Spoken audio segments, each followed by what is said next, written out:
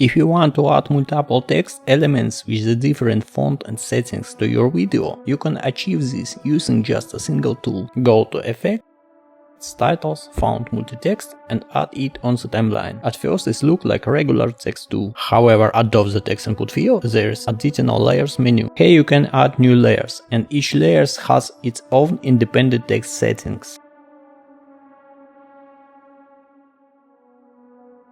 You can adjust size, color and outline and shadow for each individual layers.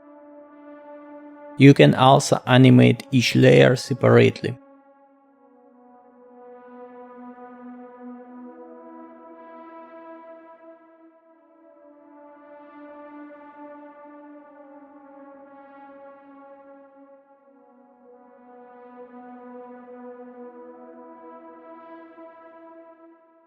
It saves time and makes working with your project visual simpler. To learn even more about capabilities of DaVinci Resolve, don't forget to subscribe to the channel.